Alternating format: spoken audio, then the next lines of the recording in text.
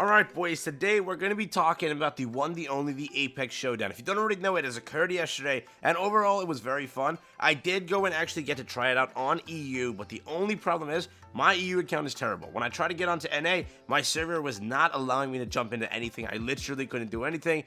So I missed out on NA, which is the most depressing thing ever. And also, just so you guys know, the timings may be very off on this event for you. There's a very high chance you missed it, and it is server-based, so servers can actually miss it. So if either of those things happen to you, I really do apologize. That must suck miserably. But I joined you on NA, and I couldn't actually get into it. So on EU, I tested out. Problem is, again, my EU account is crap, so you will see some very low BP stuff. I will give you a review from a very new / free-to-play player. So that'll be this review. Yeah, if you're new to the channel, like and subscribe. Let's jump into it. Let's talk about it.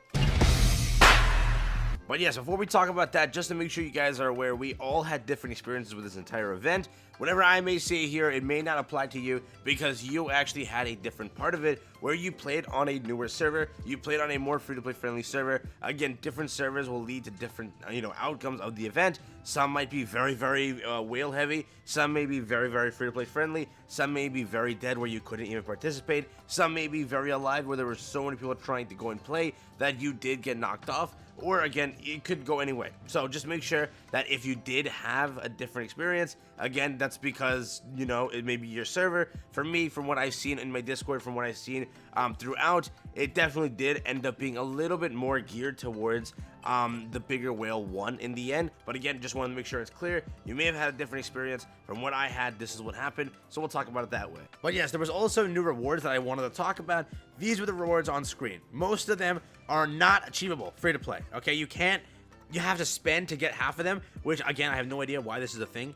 They've been doing this where you spend to get the rest of the rewards. It is annoying, but yeah. Altogether, I think you get like 250 hero coins from basic stuff. Then if you complete the entire thing, you already know the rewards are given out via that. So not counting the regular rewards we already know about, where it was the free summons, the premium summons and all of that, the ones that we, have as a quest, they only can be achieved if you want to get all of them. If you want to do all of them, you gotta pay hero coins, and it's like 2,000 hero coins for 4 premium summons. So it's a terrible offer. Other than that, if you're wondering how the game mode, practically it's like a board game first off.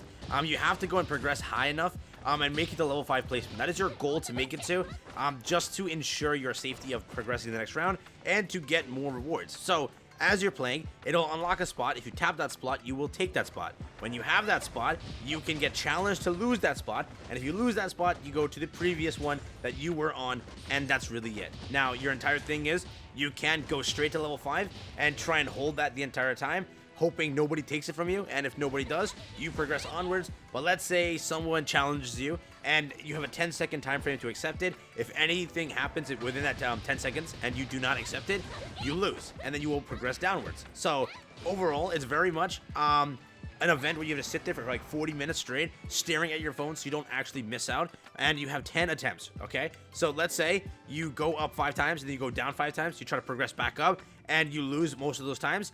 That means wherever you are, you're stuck there. You have to try and hold that position, or you have to pay hero coins to progress upwards. And it's only 10 hero coins per 1 refresh, so not bad actually. I was expecting like 50 per 1, but they did put it at 10, so not bad. Other than that, qualifiers was very simple. You just have to hold your position and stay on the top, and you will get the quest rewards. Remember, each time you play it, right, you have qualifiers. You then have the, the knockout, the final one, and then you have the cross-server knockout. So that all exists. So in qualifiers, you do get some decent rewards, I'm not gonna lie. In knockout, you get better rewards, but in the crossover one, that's the best one. So your goal is to try to win knockout. I have seen only people with like 1.8, 1.9, 2 million BP from each server actually win.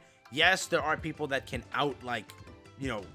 skill somebody here and there, but mainly the higher the BP you are, the more you'll win. For my test on EU, because I have the crappy account, I went against people with 90k, 80k, 70k, 40k, 30k, and the thing is, if they have a higher BP than you, they will stomp you. There is nothing you can do about that. Yes, if it's a little bit higher, and you can go and use a better character, for example, you're using Stain, they're using Shigaraki, you can definitely beat them, but overall, this is whale mode. So if you are not a whale, or you're not at that highest class, like top 10, top 20, top 30 on your server, this is not a mode that you can actually win in, but it is a mode you can go and have fun and at least make it through qualifiers and knockout just to earn at least basic rewards. Really though, like again, it is a very, very fun mode, but it's, again, if it's only once a month, it's pretty just boring. You save all that time for 1 month and you lose out of a bracket in 30 minutes. It's miserable to deal with, but if it is more than that, we have it every 2 weeks. It's definitely fun, definitely something you can actually enjoy in, and it's something to grind towards. Instead, you have Warzone co-op, which is like your thing where you try to become the biggest whale so you can get to the top. Now you have Apex Showdown where you have to try and you know, increase your BP, increase your characters, do all of that. So you now have an additional thing to grind towards. And again, the mode is very fun. It is, but if you can bypass the whale part of it, you'll definitely enjoy. If you can't, if you're a low BP, anything below like 50,000, you're definitely going to suffer in this, and you'll just maybe make it into knockout, but you'll still get rewards, but not that many. But yes, I did take my amazing 20k Uraraka the entire time. Yes, 20k. And I was just testing out how it goes. I got stomped every time. I'm not gonna lie, Uraraka, first of all, just got like one-shotted after the invincibility ended, so that happened. But if you're wondering about the rewards, I will show a video of it, of what I actually got in the end for a 20k BP character. So remember, for someone that doesn't even actually play EU, that's what I got. So if you do play the game and you do have a decent BP, you will walk away with rewards, so it is still worth it to play. Again, the timing of it is a little bit weird. For NA, it starts at 10 p.m. For what is it, for EU, it started for me at my time like what, 4 p.m., 3 p.m. So it's all over the place. The timings are weird. It's around when Alliance Drill occurs, so whenever that time is for you, that is when this should begin. And again, if you didn't participate in this current one, I don't think you can for a little bit, so you'll have to wait until it's back, and then you can try and get the rewards from it, because again, they're pretty good. The biggest set of rewards definitely occurs in cross-server knockout, so your goal is to make it there. Let's say you win actually a knockout, you're guaranteed at least something in cross-server, so try your best to make it there if you can. Mainly whales do, but if you are able, free to play, to go into destroy, hey, you did it. You made it somewhere. Also, yes, if you were wondering about the rewards, I'll show it to you right here. This is the Apex, like, losing, bet reward. I lost the bet, yes. So I got 50k only. So I lost my 50 hero coins, so 50k gold is wonderful. We also have this where I did get the premium summon, the regular one. So again, just remember, with like no BP on EU, I have the worst account possible. I still got something.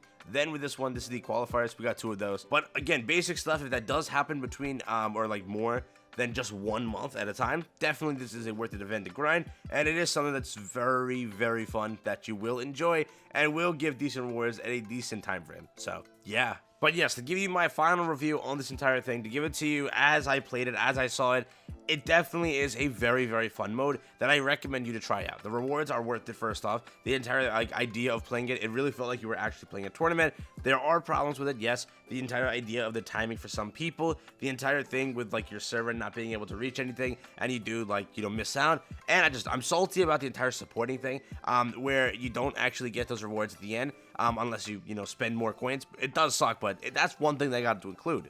Overall, though, if you did have a different server, you definitely did have a either better time or a worse time. If you were on the very heavy servers with a lot of like day one, a lot of whale players, that is going to be very fun to go against. Yes, I think for some servers that I have seen, they weren't as competitive as the other ones, but definitely there were some competitive servers. Overall, I'm going to chalk this up as an event that I'm definitely going to play every single time it's out. Again, it does last a little bit long, so you will be in there constantly staring at your phone, staring at your PC, staring at your tablet, whatever, for a good duration of time. And yes, if you do miss out on one of the battles, you will progress down. So let's just say you go AFK for like 5 minutes, you can end up back at like the first one if somebody keeps challenging you. So just keep that in mind as well. Other than that, thank you for watching. Let me know your thoughts and opinions on this entire thing. I will catch you guys next one. Peace out, enjoy, and yeah, have a fabulous day.